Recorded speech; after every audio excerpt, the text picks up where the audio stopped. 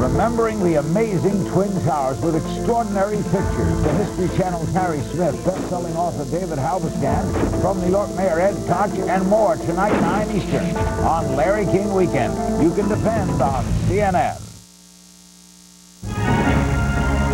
This is CNN.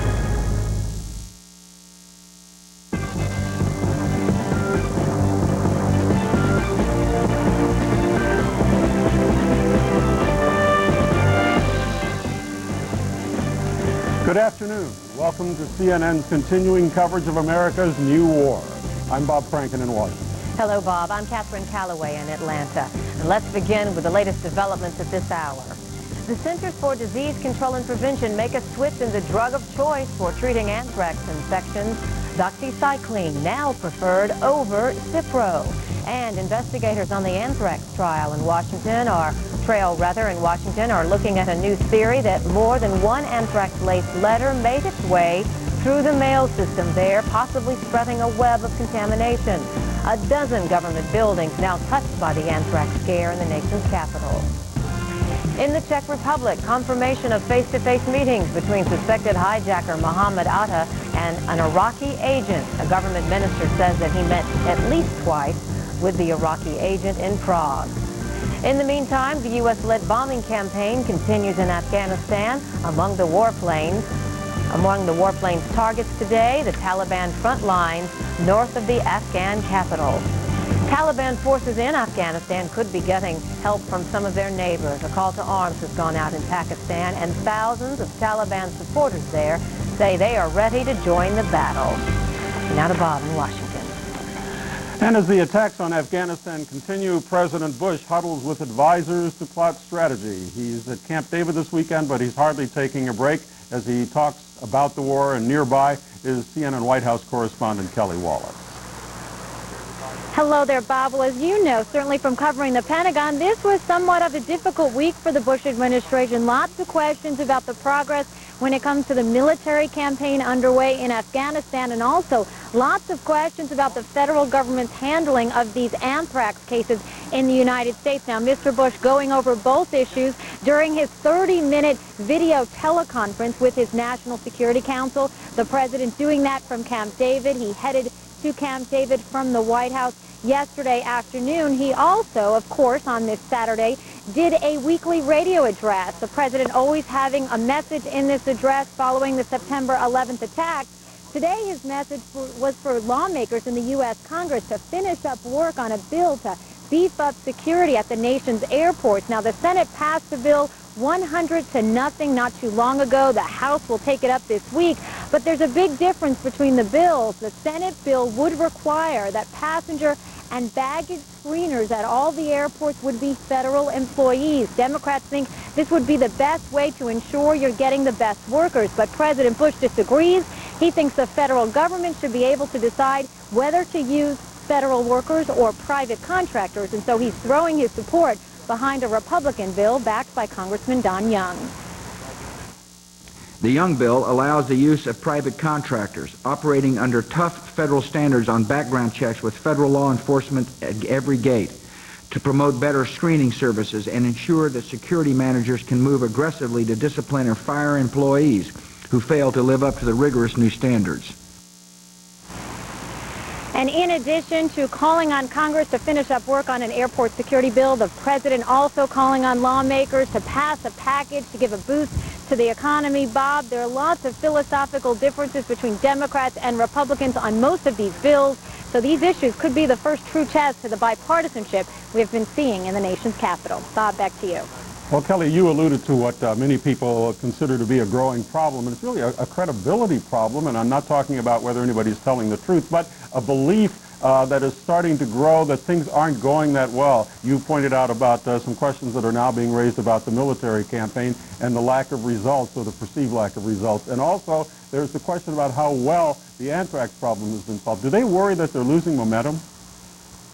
They don't. You know, you won't be surprised to hear publicly and privately senior administration officials saying they're not concerned. They look at the polls, Bob.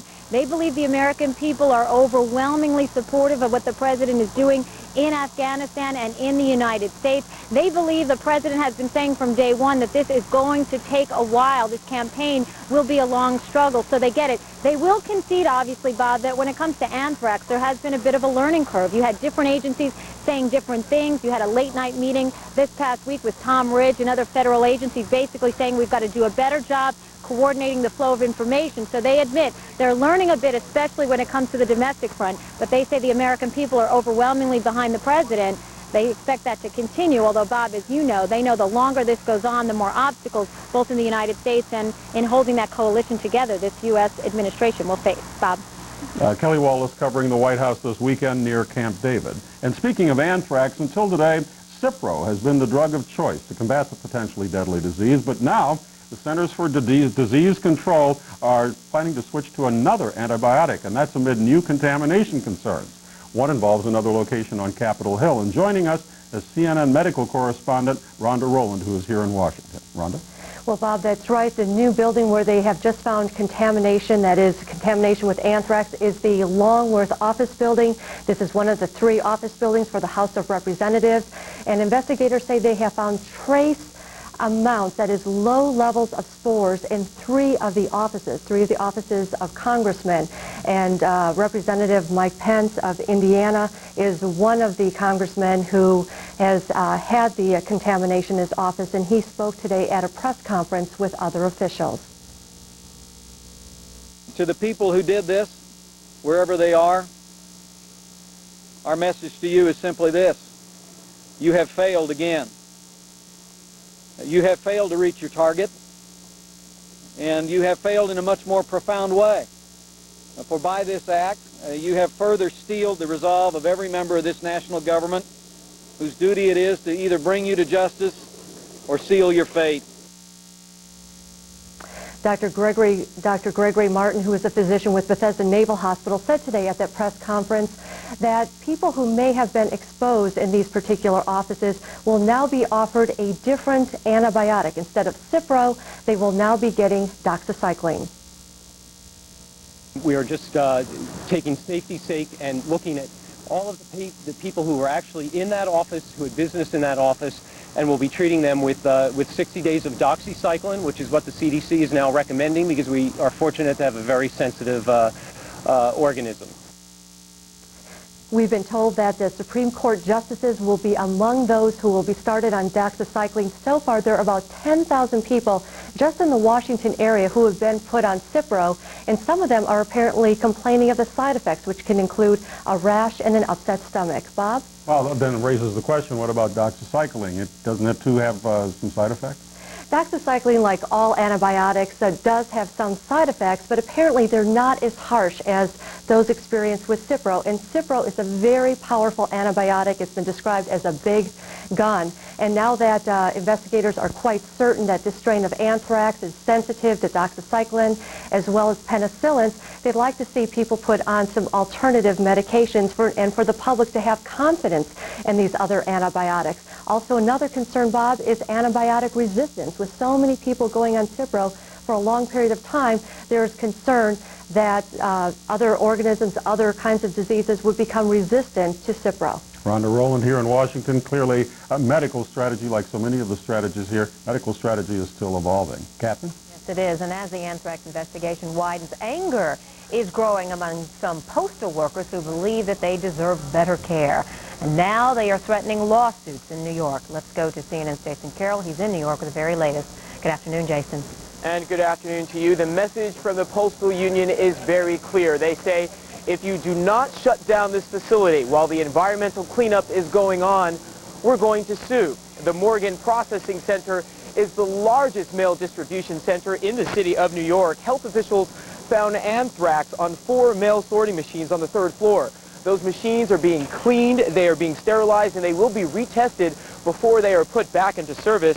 At least 2 anthrax-laced letters, one sent to NBC and one sent to the New York Post, passed through New York City's mail system. As a precaution, postal workers here in the city, some 7,000 postal workers, received Cipro.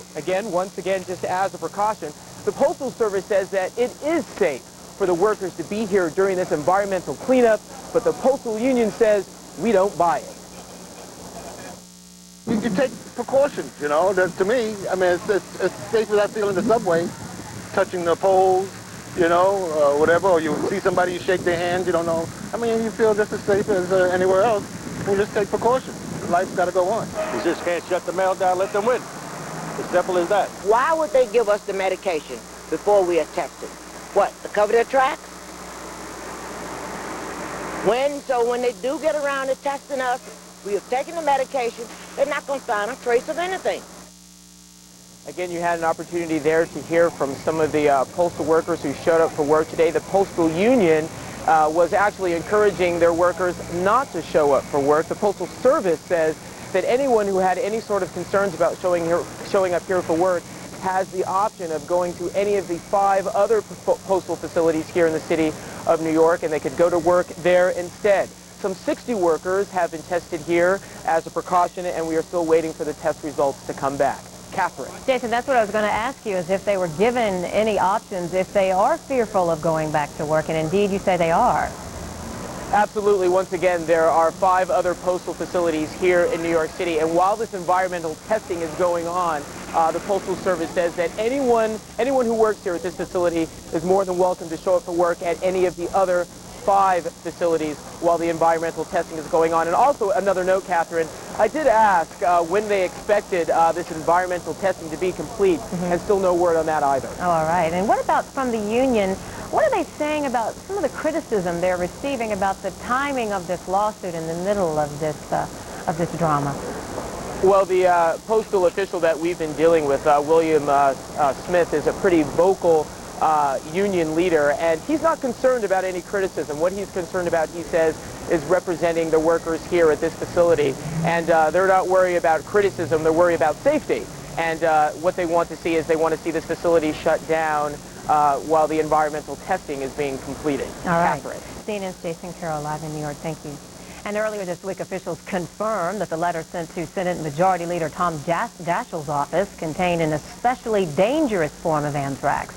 Analysts say it was likely produced in a well-equipped lab. CNN's Gary Stryker reports on the expertise required to make weapons-grade anthrax. You're looking at a small bioweapons lab here in America that was built right under the noses of U.S. law enforcement. 2 years ago, agents for the U.S. Defense Department were given an assignment. Find out how easy it is to build a small plant to produce weapons-grade anthrax. And for about $1.6 million, they did proceed to obtain all the equipment, either new or used, from common public sources. During the project, while they were acquiring the equipment, no law enforcement agency inquired or was alarmed or suspicious of the activities. Using the equipment they bought, the agents produced 2 pounds of a harmless bacteria. They could just as easily have made the same amount of anthrax. But those federal agents were scientists trained in bioweapons technology. There's much more to making anthrax than buying hardware. This is not someone who has spent a couple hours on the internet and then goes out and buys some equipment and produces anthrax. This would still take a lot of basic education and training and some type of professional level experience. It all starts with a small amount of live anthrax culture in a petri dish, which is processed into a liquid slurry in a fermentation tank. The liquid is dried and fed into a milling machine that reduces it to a powder. Tiny particles of spores between 1 to 5 microns in size, easily airborne and inhalable directly into a victim's lungs. All the equipment needed for the process is commercially available, what bioweapons specialists describe as dual use, equipment used to produce other products like pharmaceuticals and vaccines. Experts now say the advanced form of anthrax powder found in the letter sent to Senator Daschle involves an even more sophisticated processing method, producing electrostatic freeze spores that are more likely to become airborne. Until now, that method was believed to have been perfected only in a few state research labs. And there's one more level of lethal escalation with anthrax, a genetically altered strain resistant to antibiotics. But producing it requires an even higher level of science that experts believe would have to be state-sponsored. If there's any comfort to be found in all this, it's that so far the strain of anthrax used in recent attacks does seem to be treatable with antibiotics. Gary Stryker, CNN. Many of your questions and concerns about anthrax can be answered by just logging on to our website. You can visit our health page, that's at CNN.com, for more on symptoms and treatments for the disease of anthrax. It is the powerhouse of the U.S. Navy, the aircraft carrier, and coming up, we'll take you to the deck of one of these floating cities for a look at how this well-oiled machine works. Stay with us. Passion for journalism, compassion for the story. Start your news day with Polizon. Another reason why you can depend on CNN. Boating is a great way to keep America moving. And now's the time to buy the boat of your dreams at the Fall Boat Auction and Parade of Yachts this Friday, Saturday, and Sunday at the Yacht Spot at Jantzen Beach. This is absolutely your best and maybe your last opportunity this year to buy the boat you've always wanted at unbelievable discounts. Our experienced sales staff will present your boat at its best. Visit our interactive internet partner for complete details. If you want a boat at a great price, come this weekend to the Yacht Spot at Jantzen Beach for the Fall Boat Auction and Parade of Yachts this weekend only. Meet America's foremost artist, Peter Max, at Lawrence Galleries and see his dazzling new exhibition of art. Meet Peter Max in person on Saturday evening, November 3rd from 6 to 9 p.m. at the Lawrence Gallery located in Portland's Pearl District. And on Sunday, November 4th from 1 to 4 p.m. at the Lawrence Gallery in Sheridan. For more information, call 503-228-1776. You don't want to miss this chance to meet Peter Max at the Lawrence Galleries. A portion of all sales will be donated to the September 11th Fund.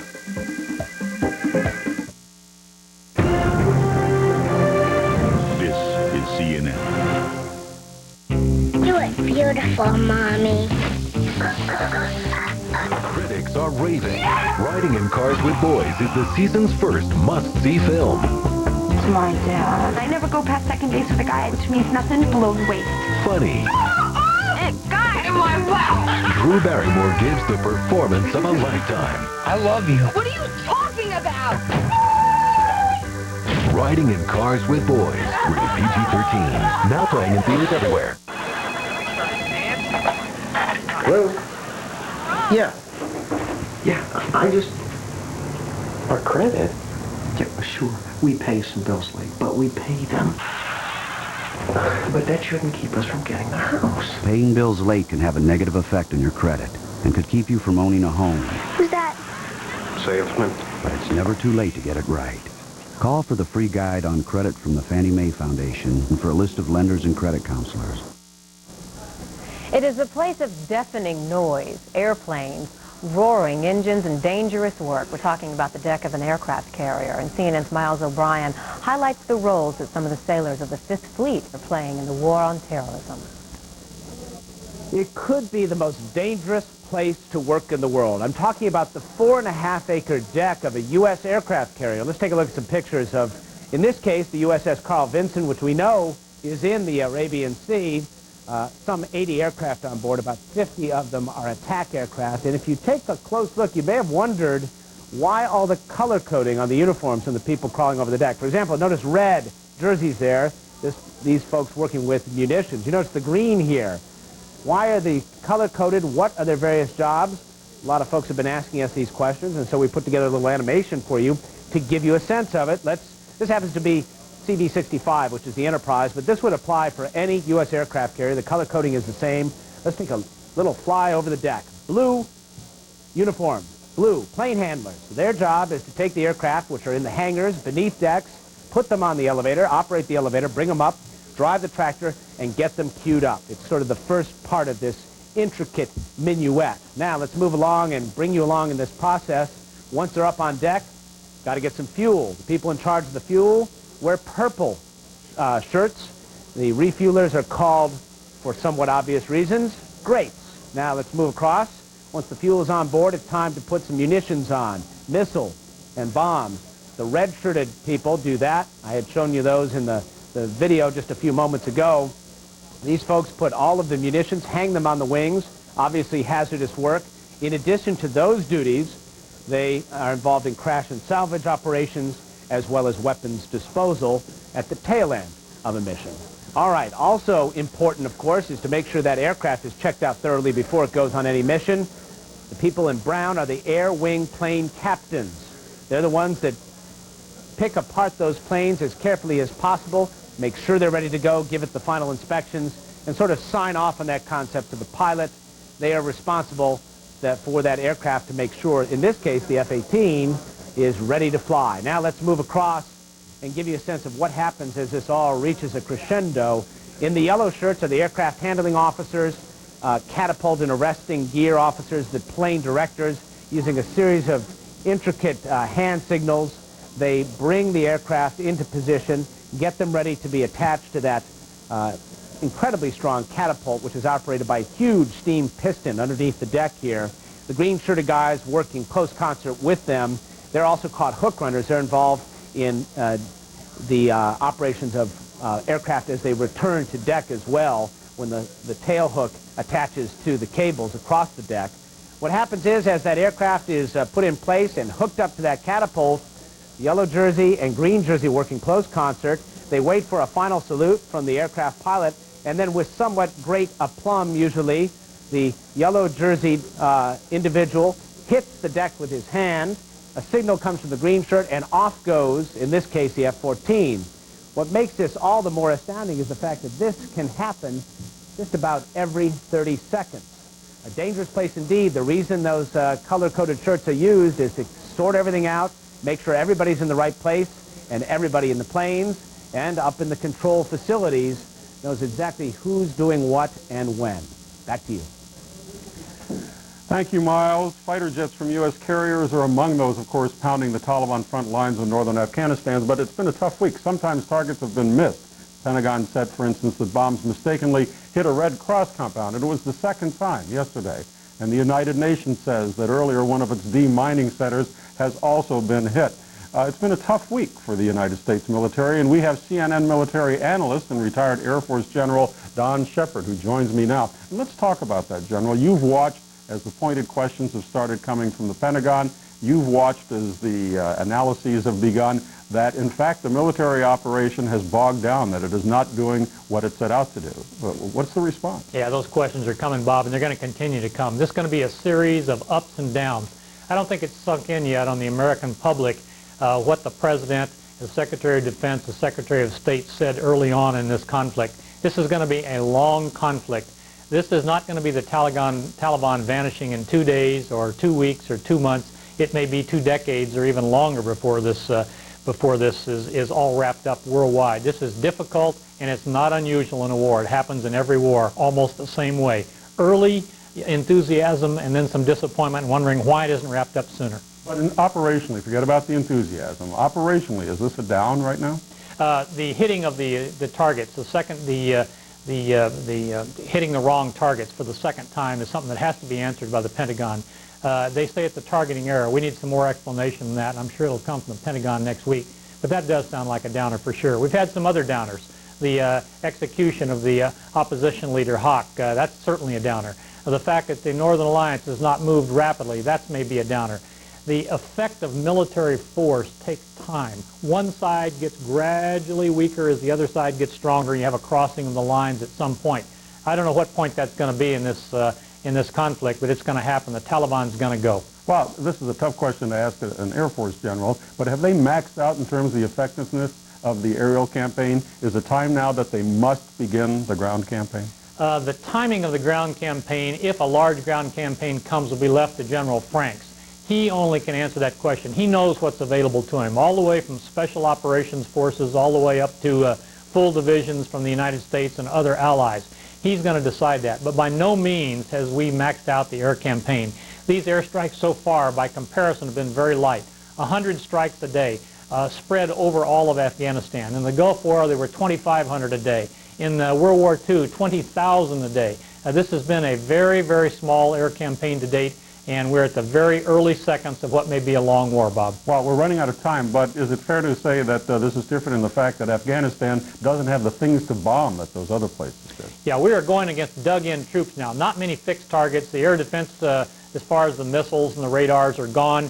Some of the warehouses are gone. We're now against the frontline troops, and that's the tough part. The reason is, You have to know where your troops are and where the other side is. And in this coalition alliance out there, this is the difficult phase of finding them and then digging them out, and it's tough. General John Shepard giving us the perspective of somebody who's been here planning combat before, providing military analysis. Thank you very much, General. And now let's move to New York and a look at the site where all the horror began, where workers and city officials are preparing for tomorrow's memorial service. More on that in a moment. Plus, they rumble from village to village. We're going to take a ride in a horse-drawn taxi through the streets of Afghanistan.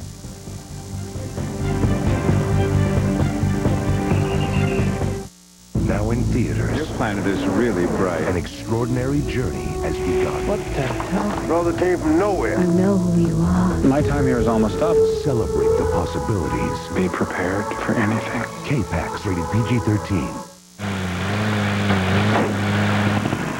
Hey, when was your last family weekend? Go sightseeing, attend a ball game, visit a theme park, and, you know, quality family time. You don't want your kids to grow up to be weirdos, do you? No. You have a great day. Residents Inn Come Out and Play rates make this a great weekend for a family getaway. My name is Alice. I live in a palace. I live... Call 1-800-MARRIOTT. Residents Inn. Your Marriott awaits.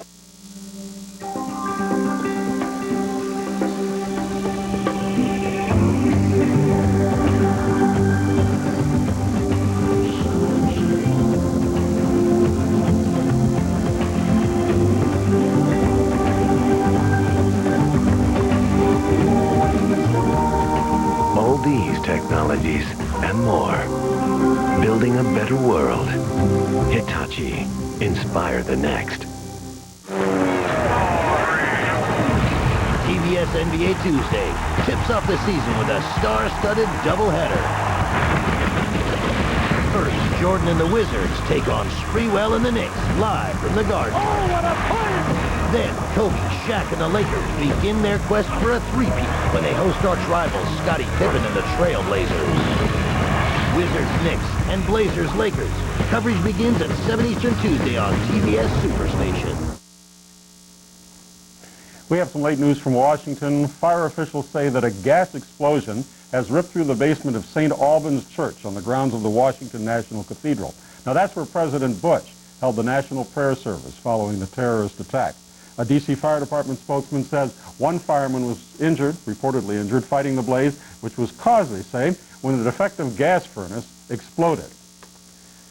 Now, if you'd like more time to enjoy the weekend, you'll get your wish tomorrow. Let us not forget that Standard Time returns for most Americans at 2 a.m. Eastern tomorrow, and that means before you turn in for the night, set your clocks, remember this, back 1 hour, fall back. The time changes tomorrow, make the day an hour longer, and of course, if you're really missing daylight saving time, you'll have to wait until April 7th.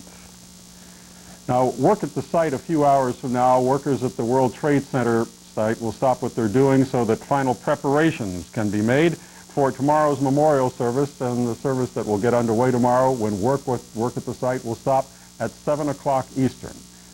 The hour-long memorial will bring together family members of the more than 4,000 victims. The only other time recovery effort stopped was the morning of October 11th for an observance 1 month to the moment when the first hijacked jetliner hit the North Tower. And CNN plans live coverage of tomorrow's non-denominational service scheduled to begin at 2 p.m. Eastern. Catherine? Well, they have been able to tap into the pulse of Afghan society, mingling with people on a daily basis and gathering information. No, they are not undercover international agents. They are taxi drivers in Gulbahar, Afghanistan. That's just north of the capital city of Kabul, and CNN's Chris Burns takes us for a ride. It's the only job Khan Sharon knows, driving a horse and buggy from Gulbahar to Charakar and back. He's done it for the past 7 years, since he was 13. He's even ferried troops to the front. He gets about 50 U.S. cents per ride, about 20 riders a day. Along the way, he catches the local buzz from his customers, as cab drivers have for centuries. At 20 years old, wartime is all Khan knows. Born during the Soviet occupation, a teenager when the Taliban overran his town. No surprise, he's a big fan of the U.S.-led airstrikes. The air bombardments are good, he says, But if they don't get rid of the Taliban, then the American intervention is not a good thing. Juma Khan on his way to Golbahar.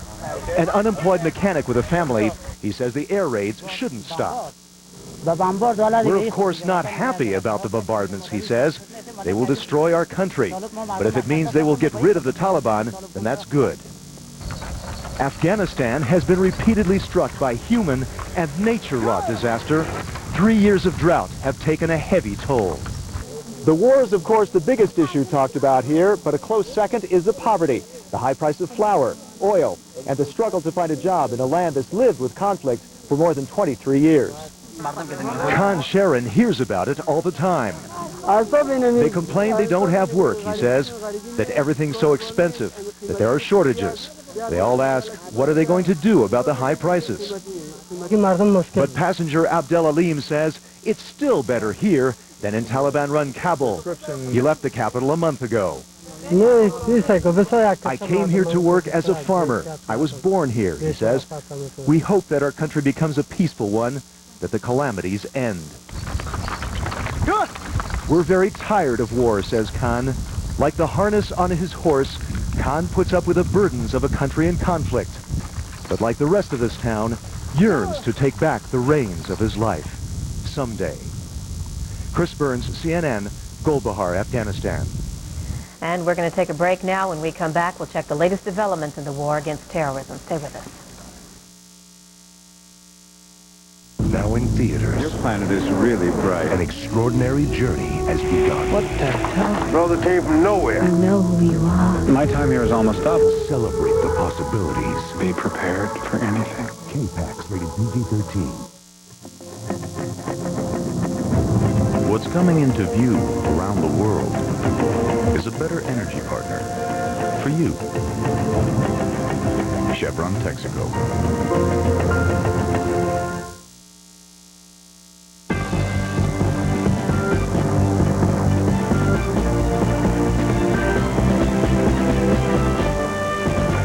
I'm Catherine Calloway in Atlanta, and coming up on Pinnacle in just a moment, Willow Bay talks with Continental Airlines CEO Gordon Bethune about how the September 11th attacks are impacting the airline industry. But first, we're going to check this hour's latest developments in the war, in America's new war. In the nation's capital, traces of anthrax have been found now in 17 locations in 12 buildings.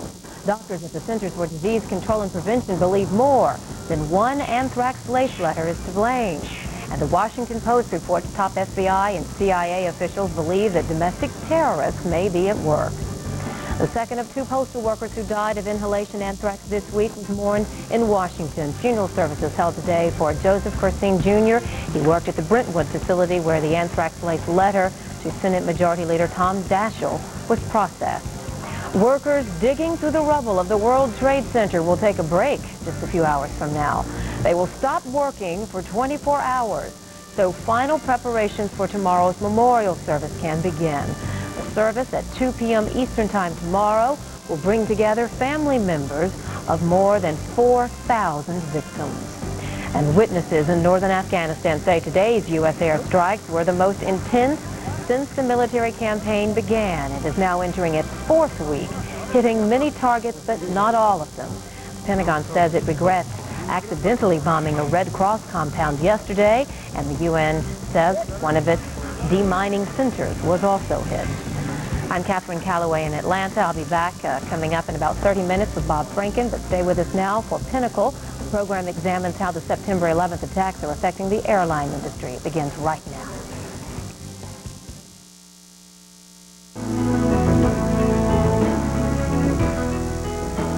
Someone has involved us in an act of national terror and used our airplanes as weapons against the public safety.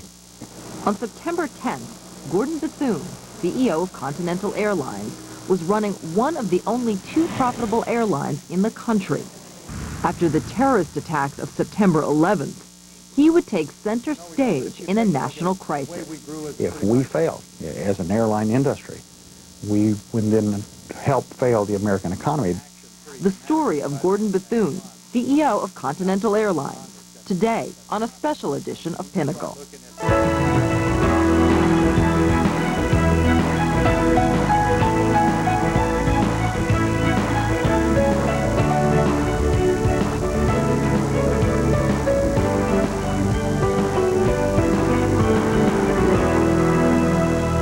is Pinnacle with Willow Bay.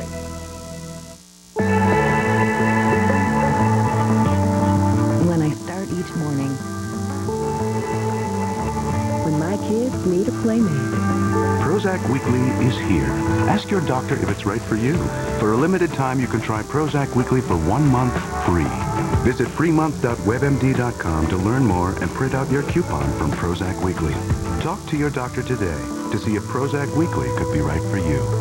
Prozac Weekly is here.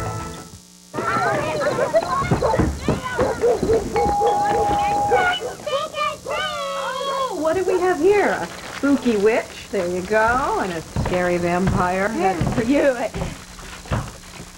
And you are aluminum foil.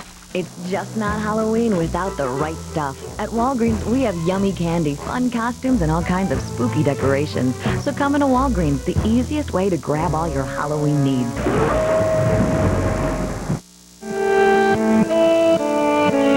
The joy of finding life, the way I feel inside, comes in mouthfuls, handfuls, it's food to make me smile. Believe it, lower in fat, and yeah, meatless. Food that really fits your life. That's Boca. Boca me, bring it on. Boca me, let it go. Boca me, bring your soul. Boca me, bring it on. This is the time when trust matters most, and the world is watching CNN, the only cable news network with the experience to report events as they happen. With anchors Paula Zahn and Aaron Brown in New York, John King in Washington, news-making interviews from Larry King and Christiane Amanpour live from the front lines. In this time of change, America and the world turns to the most trusted name in news. You can depend on CNN. CNN Tonight. 1 billion strong and mostly peaceful, but some kill in the name of Allah. Why is this religion so misunderstood?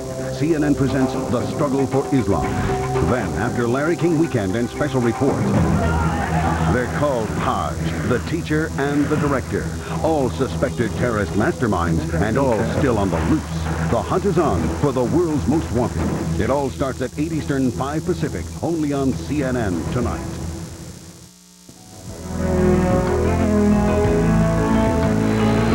Gordon Bethune is an airline business success story.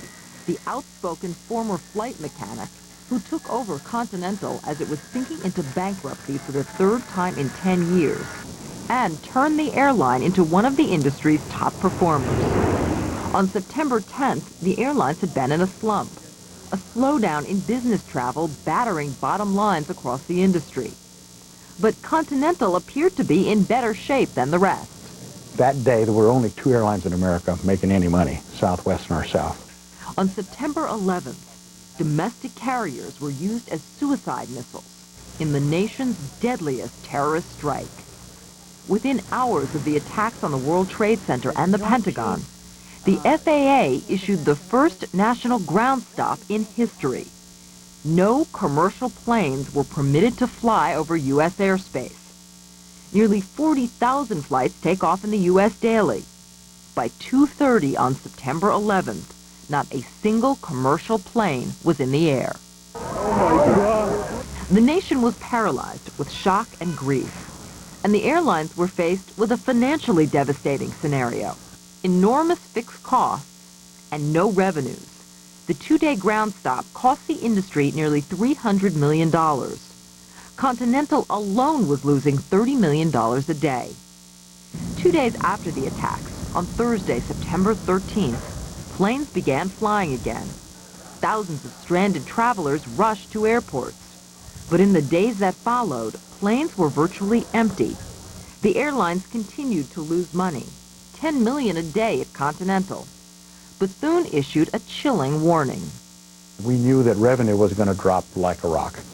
And we only, when all of us have a certain amount of cash and liquidity, and looking at all of our brethren and ourselves, we knew that it wasn't going to be but a couple of months, and the whole industry was in very big trouble.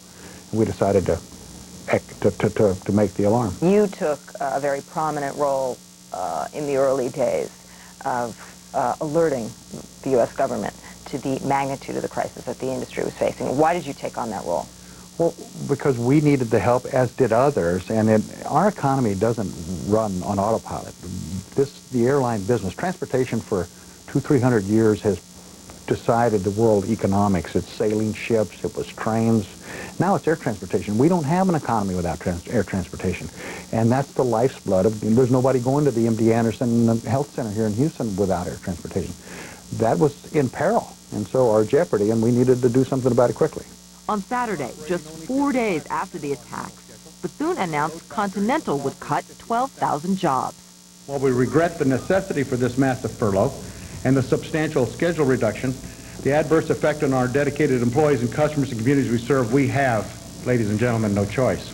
You were in a decent financial position going into this crisis, yet you were the first to announce layoffs and the first to announce that you were cutting capacity by about 20%. Why did you move so quickly there? Well, because we needed to do it, and I'm not running for election, and we needed to be explicit with the public. We need to tell our employees what's happening so they feel part of the equation. And then we needed to be sure our government got the message loud and clearly, and I think we accomplished all that. Congress got the message and responded in just 11 days with a $15 billion aid package. You received government assistance in the form of cash, loan guarantees, and help with insurance costs. In all, how much will this help you? How much stability does it provide? Well, the cash is an important part because the government, that was an airplane that they stopped and fly. They took away the airspace. They prevented us from doing business. And I think that's fair, and we got that, and we're happy to have that. We don't have access to credit when we don't have a plan on how we repay our debts, given that there's no guarantee that there won't be another terrorist attack. Lenders kind of look at you and they feel good about you, but say, but we don't know what else is going to happen, so we're not going to lend to you. Having the government guarantee those loans gets us access to that money. That's a safety net. We may never need the loan, but we can run our business on the notion that if we need it, we've got it, we won't crash and burn.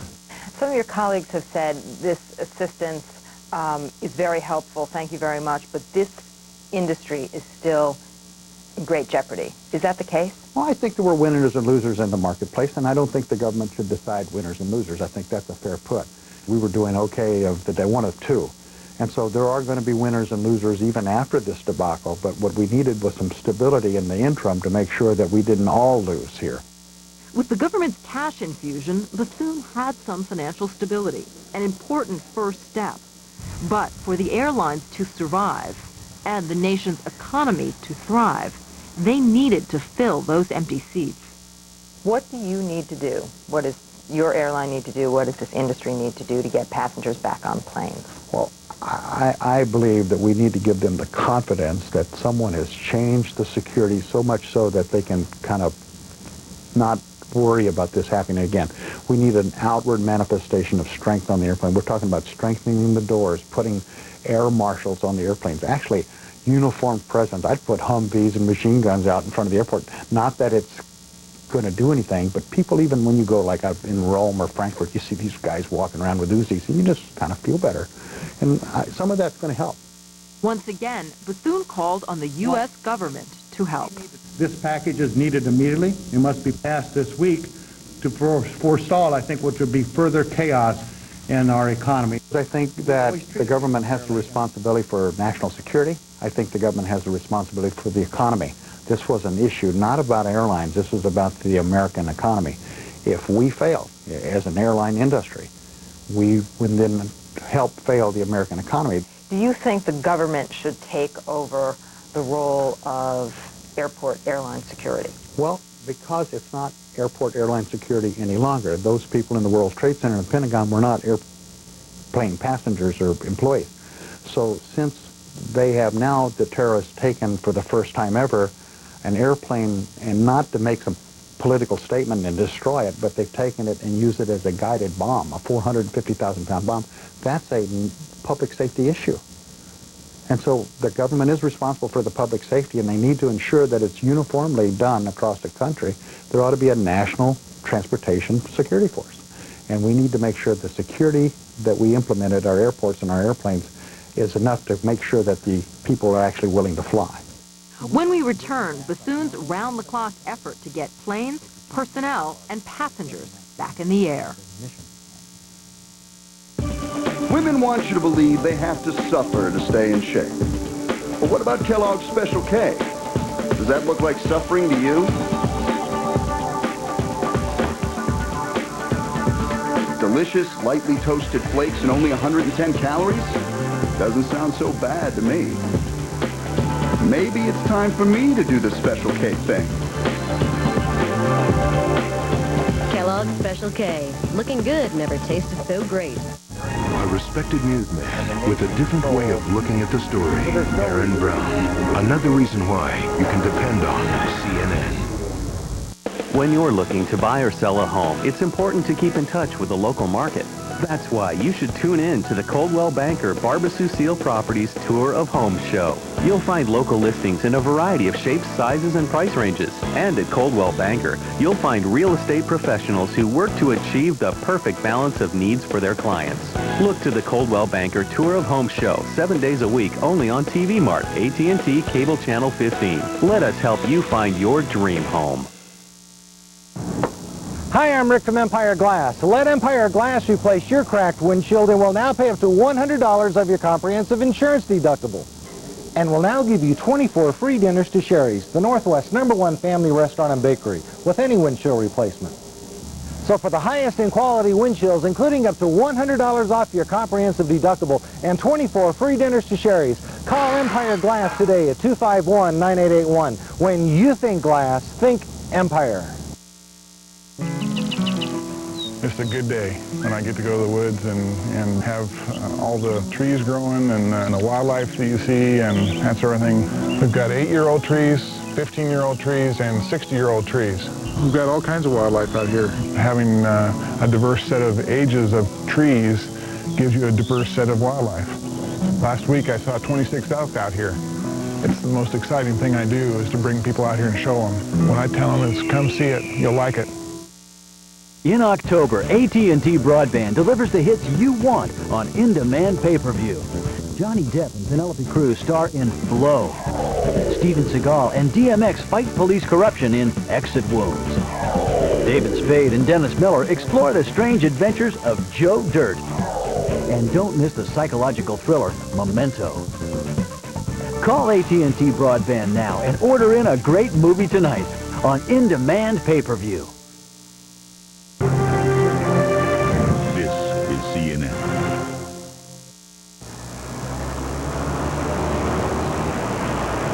In the hours following the attacks, it became clear Bethune's planes were not among the hijacked, but hundreds of them were still in the air.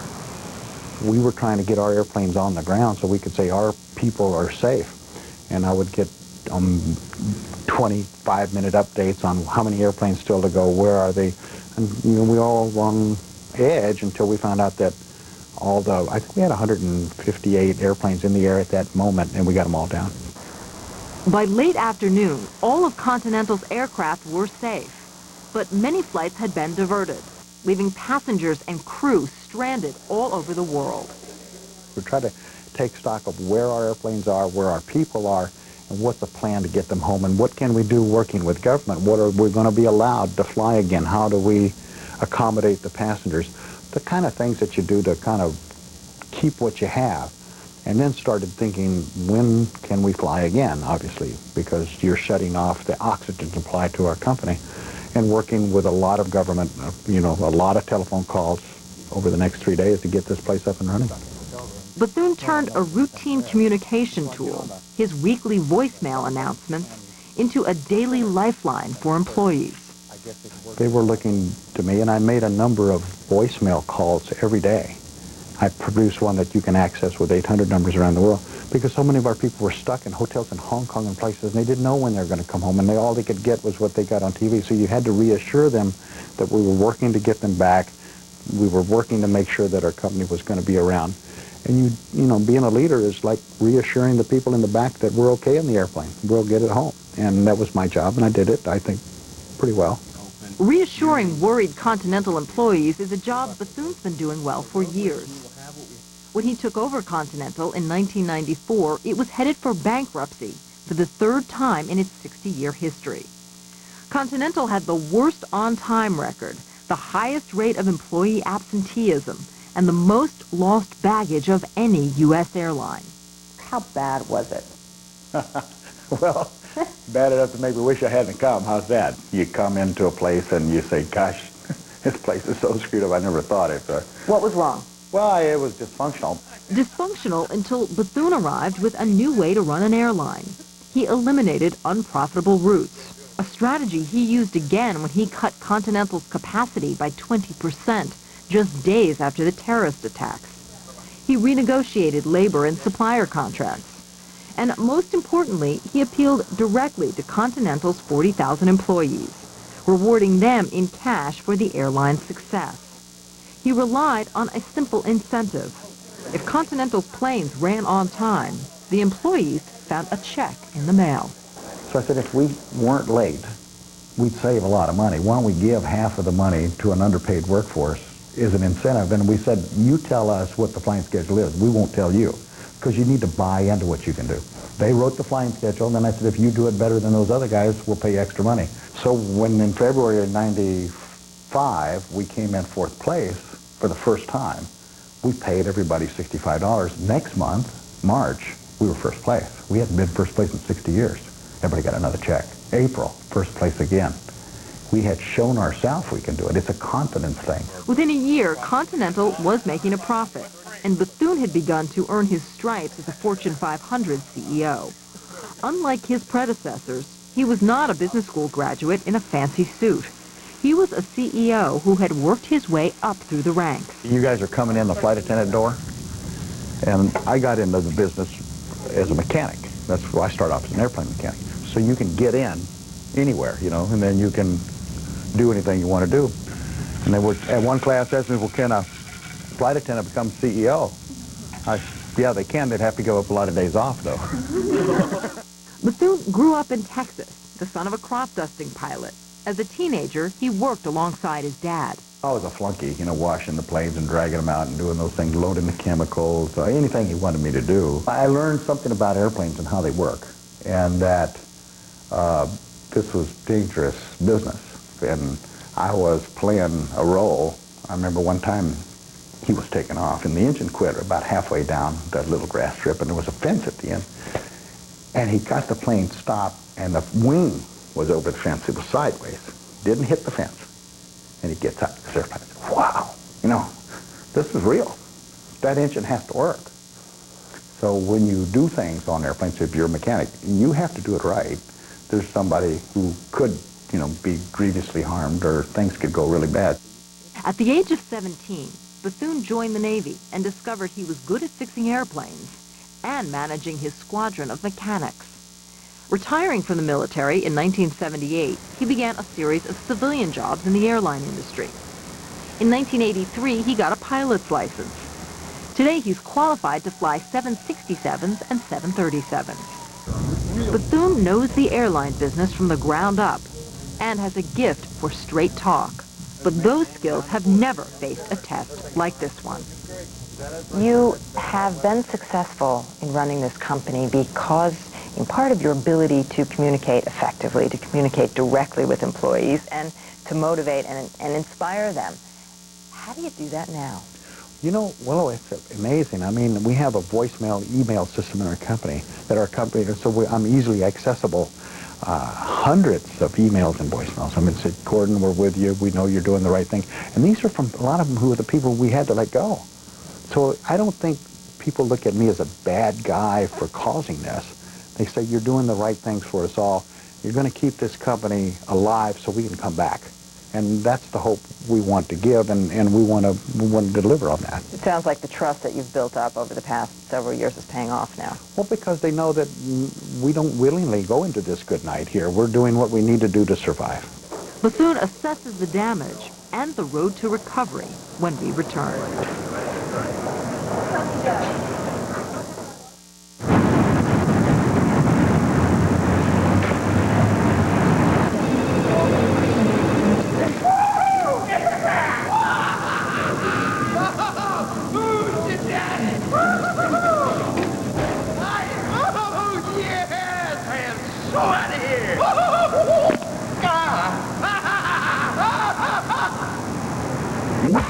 job that makes you happy? Post your resume now. Monster.com. You the monster. In the past, serious and persistent mental illness meant only isolation and despair.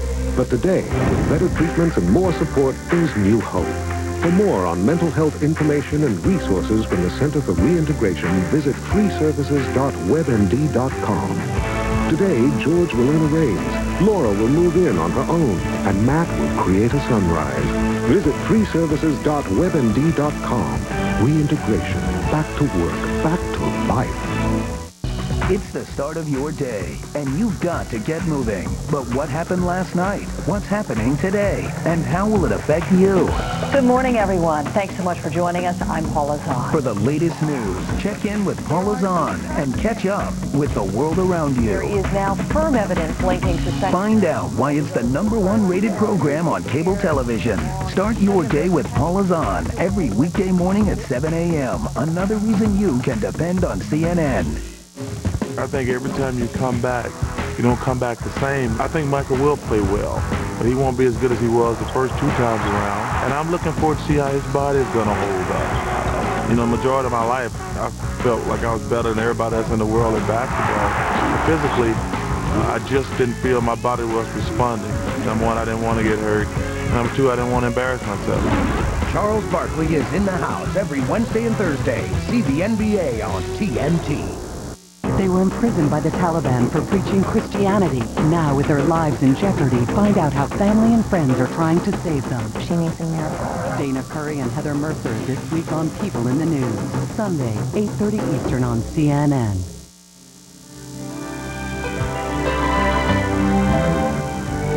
I think this is something that's going to be in our minds for a long time because it's so brutal. The use of our employees and airplanes and passengers as weapons of destruction has never, I don't think anybody's envisioned that before. And so that's not going to be forgotten. We're going to protect against this and make sure that that doesn't happen again. That process will be with us for the rest of our life. So we're irreparably changed, but maybe for the better. What will air travel look like in a year from now? What will the passenger experience be like? What will the experience of flying one of those planes or repairing one of those planes be like? I think it'll be a whole lot like it has been in the past. There will be less of it because less of us will fly. I mean, ultimately, maybe it will restore ourselves, but not in the near term. Two, I think you'll see more manifestations of security, an air marshal, not a hidden air marshal, a uniformed one. Processes that kind of take a little longer. People who look at you, not just what's in your bag and in your toilet kit, but look at you as a person, what kind of person you are. That's what, like the customs and immigration, the national police. And they're not just looking at your luggage, they're looking at you. And that's kind of what the security at the airports need to be. Most American travelers welcome the security measures, and many Americans are flying again. But with passenger loads well below last year's levels, the airline industry is expected to report a $10 billion loss by the end of the year. How long do you expect that the slowdown in demand will last? Well, we would expect, given the other events like the San Francisco earthquake, when people were afraid to visit a destination, up to 90 days of fairly distinct drops in passenger traffic. That's why, how many days can we go at 50% revenue loss? 90 days of dramatic drops, but how long before demand reaches levels that would make you happier? Well, I mean, I can't tell you. I would hope next summer. But analysts point out that the airline industry has always operated on very thin profit margins, and the government's financial assistance may not keep some airlines out of bankruptcy. In October, United, the nation's second largest airline, already reporting losses before the attacks, became the first to suggest it might perish sometime next year. And Southwest Airlines, even with a strong balance sheet, applied for a federal loan guarantee. And then there's the government. What will it demand in return for the bailout? The right to regulate prices? An equity stake in return for loan guarantees? And what might happen if the airlines, so crucial to the U.S. economy, ask taxpayers for assistance yet again? A lot of variables of what happens in this war. What happens with our country? What happens in the economy? I'm pleased with all the things I see our country doing and our leaders doing, but we need to have things kind of right themselves economically in our country before we're going to do well again. Gordon